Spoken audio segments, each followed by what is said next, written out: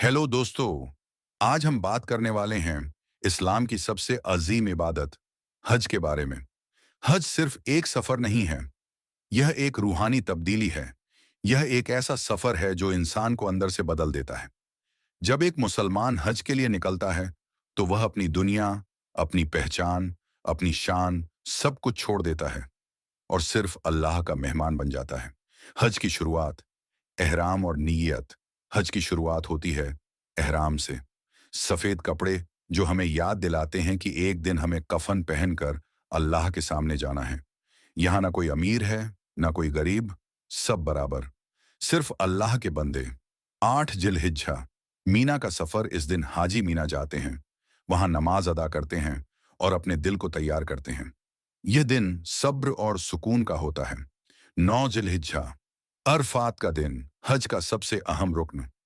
यह वह दिन है जिसके बिना हज मुकम्मल नहीं होता। अरफात के मैदान में खड़े होकर इंसान अपने गुनाहों को याद करता है और रो रो कर अल्लाह से माफी मांगता है। यह वह दिन है जब अल्लाह अपने बंदों के सबसे करीब होता है। मुजदलिफा की रात। अरफात के बाद हाजी मुजदलिफा जाते हैं, खुले आसमान के नीचे रात गुजारते हैं और शैतान को मारने के लिए कंकरियां जमा करते हैं। 10 जिलहिज्जा ईद और कुर्बानी का दिन। ये सबसे अहम और मशरूफ दिन होता है। हजरत इब्राहीम अलैहिस्सलाम की सुन्नत हल्क स्लैश तकसीर, बाल मुंडवाना या कटवाना, तवाफ अल इफादा, काबा का तवाफ करना, यह सब हमें सिखाता है कि अल्लाह के लिए हर चीज कुर्बान करना ही असली ईमान है। हज में सफ़ा और मरवा का तवाफ नहीं बल्कि सई की जाती है। यह आम तौर पर तवाफ ज़ियारत के बाद की जाती है। सही हमें हजरत हाजरा अलैहिस्सलाम की याद दिलाती है, उनका सब्र, उनका यकीन और उनकी कोशिश।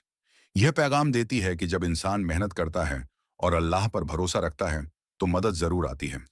11 से 13 जिलहिज्जा मीना के दिन। इन दिनों में हाजी मीना में रहते हैं और तीनों जमरात पर कंकरियां मारते हैं। यह हमें सिखाता है कि जिंदगी भर हमें शैतान और बुराइयों से लड़ना है। आखिरी अमल तवाफ अलविदा। जब हज खत्म होने लगता है तो हाजी काबा का आखिरी तवाफ करते हैं। दिल भर आता है, आंखों में आंसू होते हैं और बस एक दुआ होती है, या अल्लाह हमें दोबारा अपने घर बुला लेना। हज का पैगाम हज हमें सिखाता है सब्र, कुर्बानी, बराबरी और सबसे अहम अल्लाह से सच्चा रिश्ता खातिमा। अगर आप हज पर जा रहे हैं तो आप बहुत खुशकिस्मत हैं, और अगर अभी तक मौका नहीं मिला तो दिल से दुआ करें, या अल्लाह हमें भी अपने घर का मेहमान बना ले। जज़ाकल्लाहु खैर।